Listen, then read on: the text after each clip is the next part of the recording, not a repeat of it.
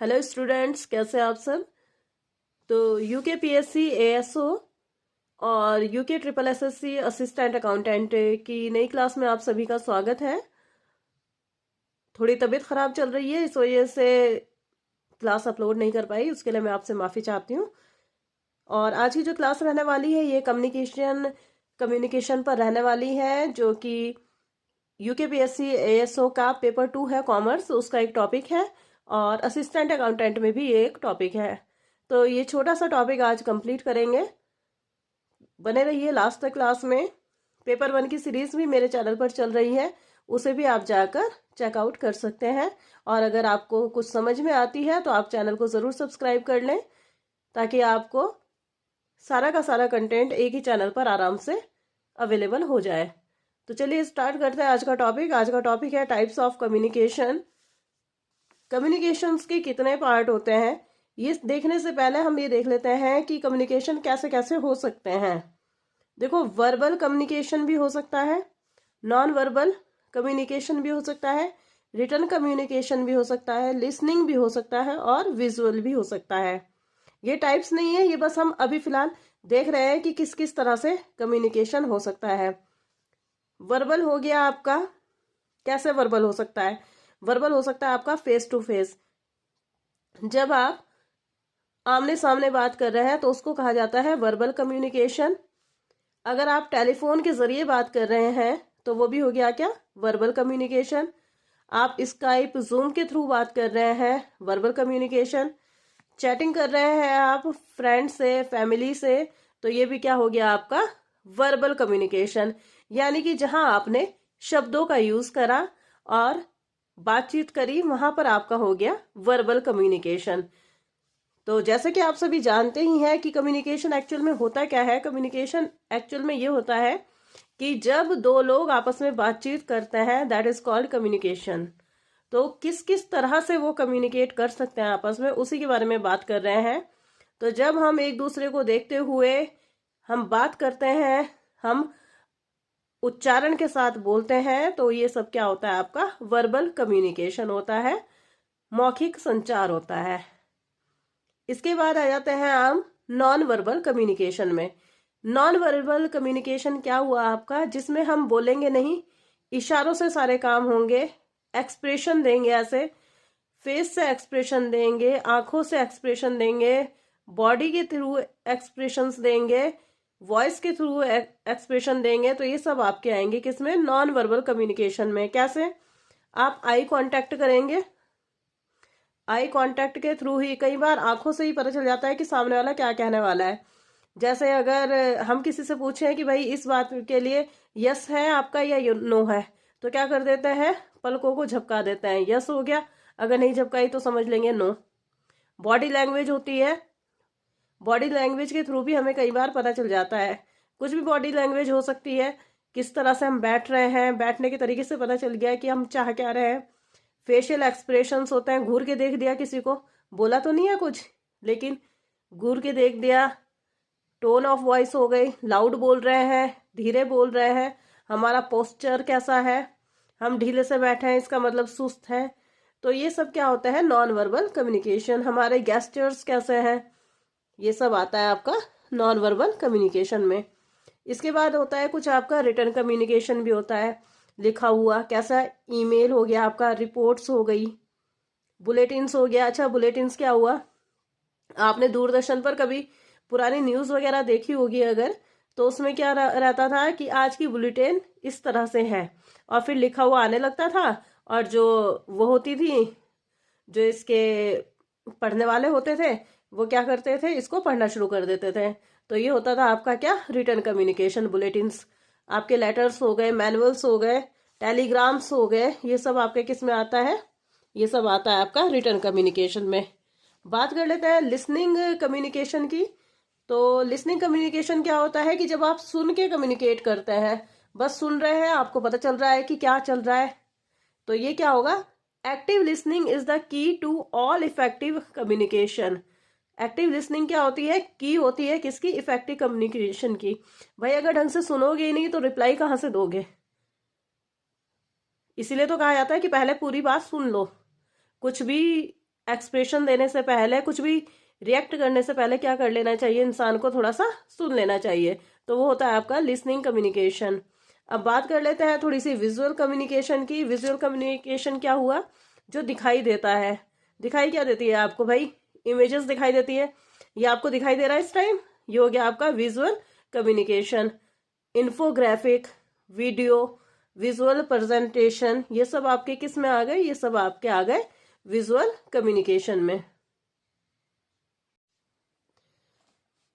अब देख लेते हैं कि क्लासिफिकेशन क्या क्या होता है इसका, एक्चुअल में टाइप्स क्या क्या होते हैं कम्युनिकेशन के, किस किस तरह से हम इसको क्लासिफाई कर सकते हैं। तो ये कई तरीके से हो सकता है इसका क्लासिफिकेशन। रिलेशनशिप के बेसिस पर हो सकता है, चैनल के बेसिस पर हो सकता है, पर्पस और स्टाइल के बेस पर हो सकता है, डायरेक्शन के बेसिस पर हो सकता है। तो हम सबको धीरे धीरे करके पढ़ेंगे और इनको समझेंगे, शॉर्ट में समझेंगे, ताकि हम अच्छे से हमें समझ में आ जाए। बहुत ज़्यादा डीपली आपको पढ़ने की ज़रूरत भी नहीं है, इस तरह से क्वेश्चन भी बनने वाले नहीं है कि बहुत ही ज़्यादा डीपली आएगा। लेकिन आपको पता सब होना चाहिए कि कौन सा कम्युनिकेशन कैसा होता है, क्या उसका वर्क होता है ना। तो स्टार्ट करते हैं सबसे पहले, classification on the basis of relationship. संबंधों के आधार पर क्या क्लासिफिकेशन होता है।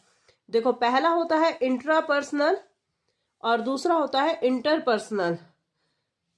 ये इंट्रापर्सनल और इंटरपर्सनल जो होता है, इसको बहुत ज्यादा ध्यान से समझने की जरूरत है, बहुत ज्यादा। देखो, इंट्रा का मतलब होता है बस अपने आप से, जब एक ही बंदा हो, इंट्रा। इंटर, जब दो लोग हों, दो बंदे इसके लिए बहुत जरूरी है, ज्यादा भी हो जाए तो वो होता है इंटर। ये जो टर्म है इंट्रा और इंटर, ये लगभग लगभग एक जैसी लगती है, लेकिन इसका और इसमें बहुत ज्यादा कंफ्यूजन हो जाता है एग्जाम के अंदर। तो ये आप ध्यान रखना, इंट्रा और इंटर में क्या डिफरेंस है। इंट्रा जब खुद से, और इंटर जब दो लोगों के मध्य है। तो क्या बात कर रहे हैं, बात कर रहे हैं इंट्रा पर्सनल कम्युनिकेशन की। इंट्रापर्सनल कम्युनिकेशन क्या हुआ, स्वयं से, जब खुद से बात की जाती है, सेल्फ टॉक, खुद से बात कर रहे हैं। कैसे बात करते हैं भाई, रिफ्लेक्शन के थ्रू करते हैं। मेडिटेशन कर रहे हो आप क्या कर रहे हो, कंटेम्पलेशन कर रहे हो, यानी कि चिंतन कर रहे हो, मनन कर रहे हो आप। और यहाँ तक कि आप अपने गॉड से क्या कर रहे हो, प्रे कर रहे हो आप क्या कर रहे हो, मटरिक कर रहे हो, यानी कि बड़बड़ा रहे हो कुछ। तो ये सब क्या होता है आपका, ये सब होता है आपका इंट्रापर्सनल कम्युनिकेशन। इसको बस इस तरह से ध्यान रखिए कि जब हम खुद से बात करते हैं, चलते जा रहे हैं कहीं, ठोकर लग गई, आउच, ये क्या हो गया आपका इंट्रापर्सनल। और कभी दूध उबल गया, आप दूध गर्म कर रहे थे, दूध उबल गया, क्या एकदम से होता है, ओ नो, ओ शिट। इस तरह से जो आपके मुंह से वर्ड्स निकलते हैं, ये सब क्या होते हैं, इंट्रापर्सनल में आते हैं। वैसे भी क्या हो जाता है, जैसे आप प्रेयर कर रहे हैं, तब आप उस एक शक्ति से बात करते हैं, लेकिन उसे सिर्फ आपके अलावा कोई नहीं सुन सकता है। तो वो क्या हो गया आपका इंट्रापर्सनल कम्युनिकेशन हो गया, जब आप खुद से ही बात कर रहे हैं। मेडिटेशन करते हैं, अपने में ही ध्यान लगा लिया बिल्कुल, ठीक है। तो ये सब क्या होता है आपका इंट्रापर्सनल कम्युनिकेशन। इसमें एक टर्म आप याद रखना, ट्रांसपर्सनल कम्युनिकेशन भी होता है। किससे होता है ट्रांसपर्सनल कम्युनिकेशन, घोस्ट से, आत्माओं से, ऐसी चीजों से जो कि एग्जिस्ट नहीं करती, ठीक है। तो क्या होती है ट्रांसपर्सनल कम्युनिकेशन। कई बार होता है ना, ये जो तांत्रिक वगैरह करते हैं, अघोरी करते हैं, और भी करते होंगे, मुझे इतनी नॉलेज नहीं है इस बारे में। तो ये जो तंत्र विद्या वगैरह होती है, जो भी करते हैं, खैर ये पर्सनल कम्युनिकेशन होता है। इस टॉपिक पर ज़्यादा बात नहीं करेंगे कि कौन किससे बात कर रहा है क्यों नहीं, ये ज़्यादा आपके उसमें होना भी नहीं चाहिए। लेकिन बस आपको पता होना चाहिए कि अगर एक बार को ट्रांसपर्सनल कम्युनिकेशन आ जाए, तो ध्यान रखेंगे ऐसी शक्तियों से बात करना जो हमारे जो एग्जिस्ट ही नहीं करती, हमारी नज़रों में उनका कोई अस्तित्व ही नहीं है, लेकिन उनसे हमने क्या करी, बातचीत करी। तो ये हो गई आपकी क्या, ट्रांसपर्सनल कम्युनिकेशन। बात करते हैं इसके बाद इंटरपर्सनल कम्युनिकेशन से कि जिसका नाम क्या है, डायडिक कम्युनिकेशन। डायडिक को हिंदी में क्या बोलते हैं, दुई, यानी कि दो। अभी इंट्रापर्सनल की बात करी थी ना, सिर्फ एक बंदा भी काफी होता है उसके लिए, लेकिन इंटरपर्सनल के लिए दो लोग होने बहुत जरूरी होते हैं, क्योंकि ये क्या होता है, टू वे होता है। इसमें एक सेंडर भी चाहिए होता है और एक रिसीवर भी चाहिए होता है। और ये तब इफेक्टिव माना जाएगा जबकि इसमें क्या हो, फीडबैक हो। मतलब जो नॉर्मल जो कम्युनिकेशन करते हैं, हस्बैंड वाइफ आपस में बात कर रहे हैं, पापा मम्मी आपस में बात कर रहे हैं, भाई बहन आपस में बात कर रहे हैं, तो ये सब क्या है, ये इंटरपर्सनल कम्युनिकेशन है। और इसका जो दूसरा नाम है वो डायडिक है, ये आप याद रखेंगे। अच्छा, थर्ड क्या होता है आपका, ग्रुप कम्युनिकेशन। ग्रुप कम्युनिकेशन कैसा होता है पता ही आपको, क्लासरूम कम्युनिकेशन क्या होता है, ग्रुप कम्युनिकेशन ही है, सब बात कर रहे हैं आपस में, इसे क्या बोलते हैं, ग्रुप कम्युनिकेशन। अच्छा, किसके बेसिस पे चल रहा है अभी क्लासिफिकेशन, रिलेशनशिप के बेसिस पर। और एक हो गया आपका नंबर 4, मास मीडिया, या जिसे बोलते हैं मीडिएटेड कम्युनिकेशन। तो मास मीडिया आपको पता ही है, मास मीडिया, मीडिया से ही समझ में आ रहा होगा, टेलीविजन वगैरह हो गए आपके, radio, TV, magazines, newspapers, films. तो ये सब क्या होते हैं, आपकी मास मीडिया कम्युनिकेशन होता है। इसमें क्या होती है, ऑडियंस जो होती है वो लार्ज होती है और हेट्रोजीनियस होती है, यानी कि अलग अलग तरह की होती है, विभिन्न प्रकार की होती है। इसका जो सोर्स है, सोर्स इज एन इंस्टीट्यूशन और अ ग्रुप ऑफ पीपल।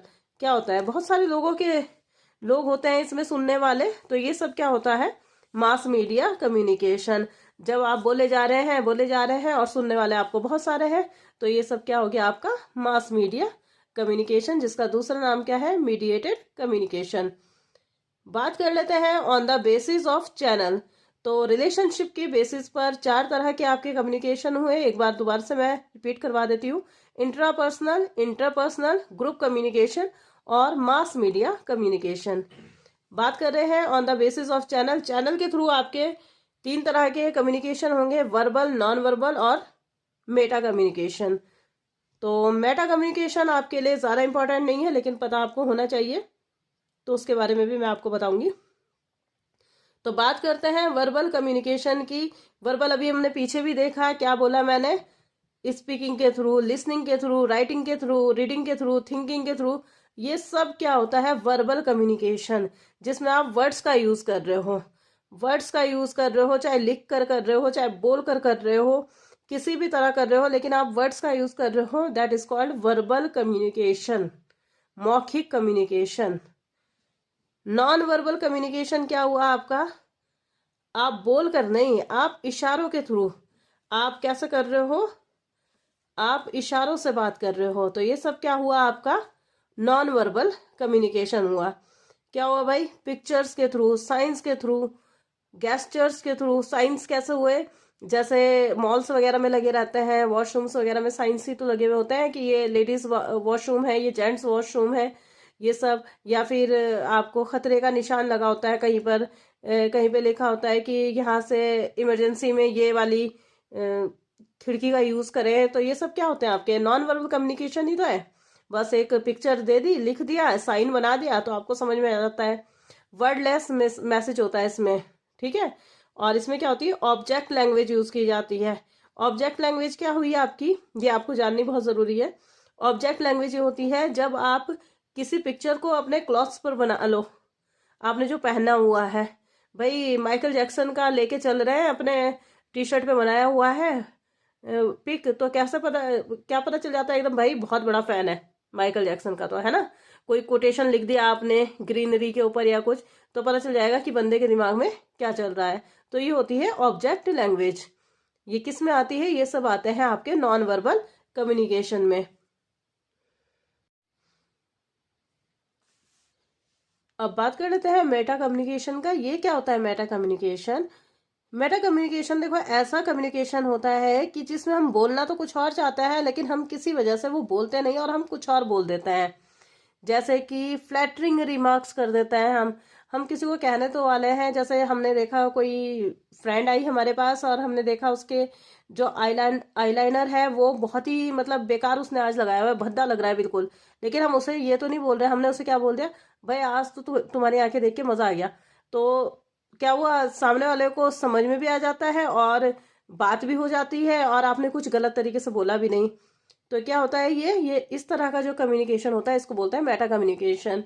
करते नहीं, जैसे उनके साथ करता है, ऑफिसर्स के साथ करते हैं, अपने बॉस के साथ करता है, फालतू की चमचागिरी होती है, वही सब है क्या, मेटा कम्युनिकेशन।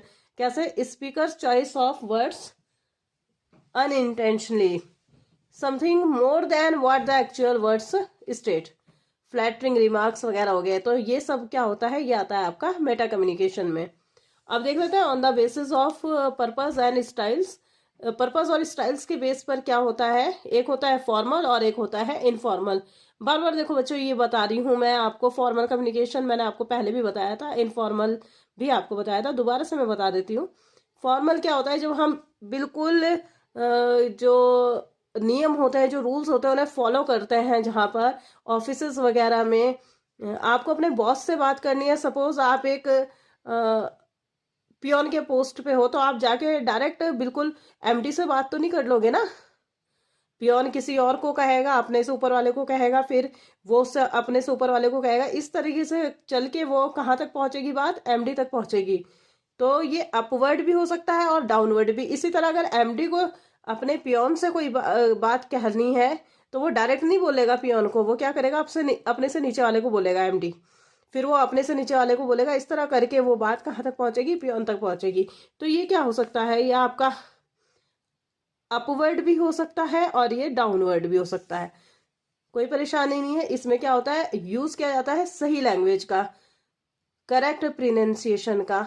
आपको बहुत ध्यान करना पड़ता है जब भी आप बात करते हैं, आप बोलते हैं फॉर्मल कम्युनिकेशन के अंदर, तो आपको ध्यान रखना पड़ता है कि आप क्या बोल रहे हैं।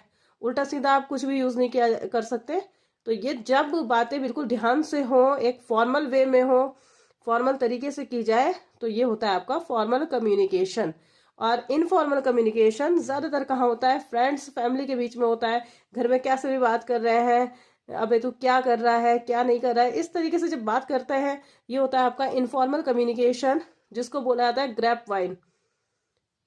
अंगूर का गुच्छा होता है ना, इस वजह से इसको क्या बोला जाता है, ग्रेप वाइन।